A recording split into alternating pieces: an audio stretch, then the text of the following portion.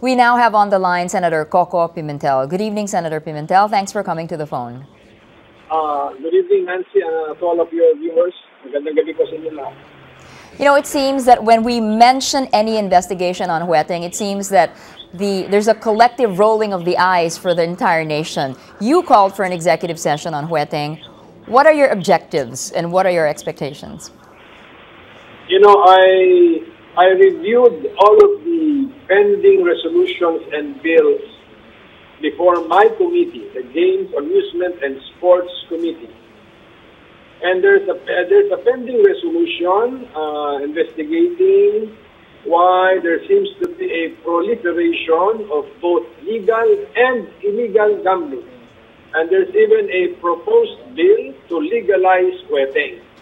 So that means that in the course of processing all of these pending resolutions and bills, I will really have no escape from conducting a hearing on jueteng.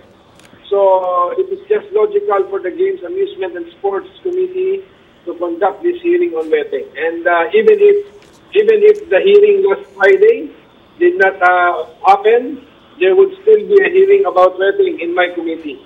All right, if I'm right, alleged jueteng operator Bong Pineda was called in to a Senate inquiry on the same thing. Jueteng did not die. In fact, it became stronger. Are you expecting the same effect? I cannot predict what will happen, but I will have to process the bill pending before my committee, which proposes the legalization of jueteng, and there is also a resolution to find out why there seems to be a proliferation of gambling, both legal and illegal. So we will have to ask the PNP what is happening, because as of the moment, letting it kill an illegal numbers game. It is still a criminal act or a criminal game.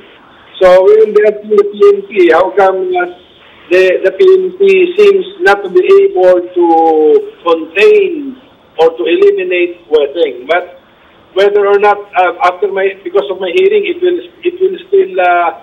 proliferate even more or thrive even more. I hope that will not be the case. All right, President Aquilino said he was going to replace the STL with another game in hopes of competing against jueteng. What do you think of that? Actually, I've heard that before in one of my hearings.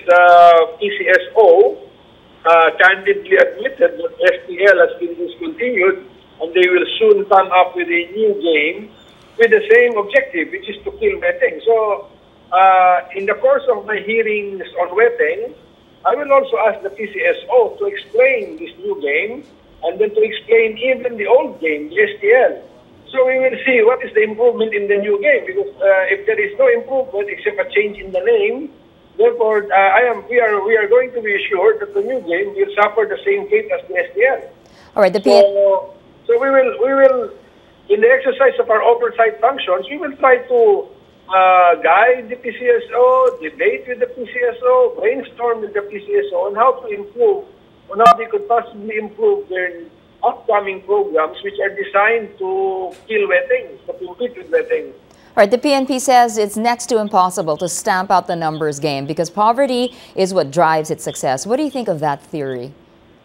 Let me hear that reasoning from them, because if it is poverty, then how come the poor? We have to tell the poor people that jueteng is not their way out of poverty, because if we talk to mathematicians, the odds of hitting the jackpot in jueteng are even poorer than the odds in legal gambling games.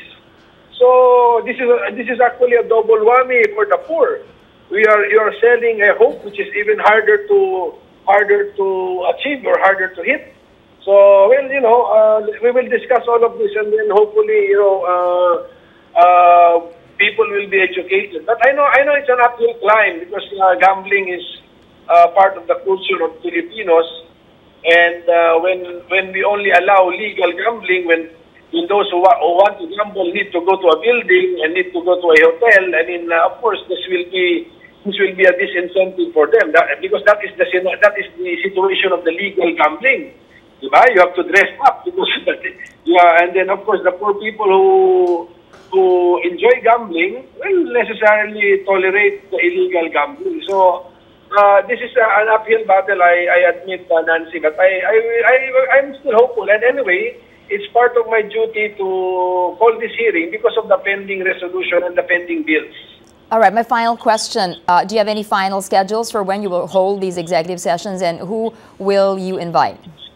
No schedule yet. That's been my problem, actually, the schedule. But whom to invite is already clear to me. I will invite PCSO to explain all of these games designed to compete and eliminate wedding. I will invite PAGCOR to explain the allegation of Archbishop Cruz that PAGCOR casinos are being used to launder wedding money. I will invite the PNP to explain all of their excuses or reasons why they believe wedding cannot be stamped out. No, I will invite Archbishop Cruz and other people who have dedicated their lives in studying and opposing wedding, and I will invite maybe some whistleblowers if I could discover some.